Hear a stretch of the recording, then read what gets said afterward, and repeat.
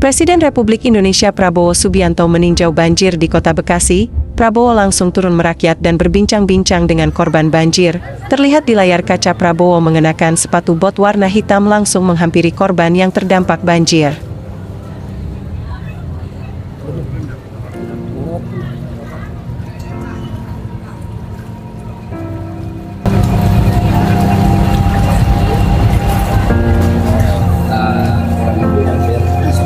Sampai tadi supaya airnya dikirim ya, karena memang kita kirim pembuangan KPL-nya. iya terlantar Iya. berapa sama Senin kan ya untuk dicek apa yang tidak akan bisa kita Pak Dadan. Saya sekarang di Kecamatan Babelan. Oh, Bapak sudah ke sana? Ya, saya di sana di Kabupaten Bekasi, Kecamatan Babelan. Ya. Ya tapi mereka makannya belum sampai. Makannya belum sampai di Kecamatan Babelan. Ya hanya memang kondisi mereka itu masih banyak banjir. Ini sekolah dasarnya SDN 04 masih kerendam, jadi harus dipikirkan nanti bagaimana ya. 1, 2, 3, 2, 1.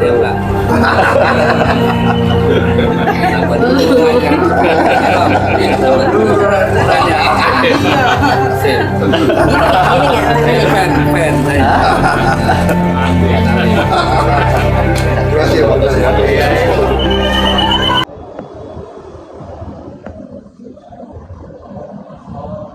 Berbeda pula dengan gaya Gubernur Daerah Khusus Jakarta Pramono Anung. Pramono langsung meninjau banjir dengan pesawat helikopter. Pramono mengatakan ingin langsung melihat keseluruhan banjir dengan cepat mengetahui keadaan seluruh wilayah Jakarta, agar bisa cepat untuk mengatasi banjir yang melanda rakyat Jakarta.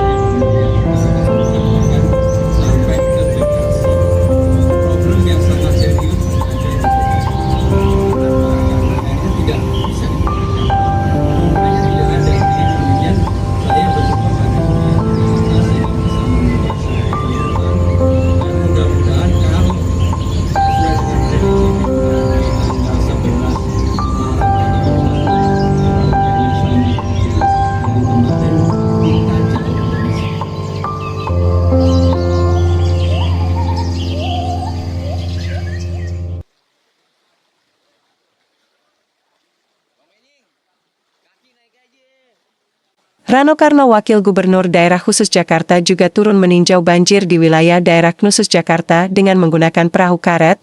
Terlihat di layar kaca Rano Karno ditarik para ajudan duduk di dalam perahu karet. Rano Karno juga langsung memberi bantuan terhadap rakyat korban banjir.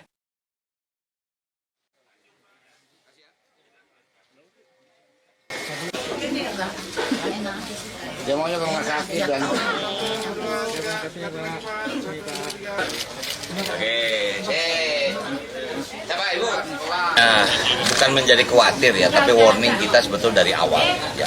Kalau Mbak mungkin mengikuti 100 hari kerja kita lakukan pengurukan sungai, pengurukan waduk-waduk. Karena apa? Kita tahu informasi ini. Cuman memang masalah curah hujan itu semua keputusan Tuhan. Kita hanya bisa mendistribusikan seperti apa. Kayak kemarin kita hanya banjir di tengah Ciliwung. Sekarang udah mulai Depok dan dari mana? Dari Jakarta Timur. Ini realita yang kita hadapi. Nah, itulah makanya kita mengantisipasinya. Bahasa saya bilang kemarin saya rapat koordinasi langsung. Kalau kita mau betulin rumah, kita lihat rumah yang bocor, jangan yang kering. Nah, sekarang udah bocor, kita tahu di mana titik rendahnya. Nah, kami bersyukur kemarin dalam rakor bahwa pemerintah pusat memberikan PSN untuk pengendalian banjir, program strategis nasional. Jadi Jakarta mendapat anggaran cukup besar lagi untuk pengendalian banjir. Karena ya pemerintah pusat juga mendengar bahwa bukan kita nggak mampu, kita mampu, tapi tentu tidak akan kelar dalam 1 tahun dengan anggaran terbatas kan. Nah sekarang dengan bantuan, dengan program PSN, proyek strategis nasional, kita akan lebih fokus untuk membenahi Ciliwung. Gitu. Nah, jadi memang program pusat juga yang namanya normalisasi akan kita lanjutkan. Yang melanda sejumlah wilayah di Jawa Barat pada tahun ini lebih parah dibandingkan tahun 2020. Padahal curah hujannya tak se-ekstrem curah hujan 2020 yang mengakibatkan banjir di wilayah-wilayah terdampak hujan tersebut.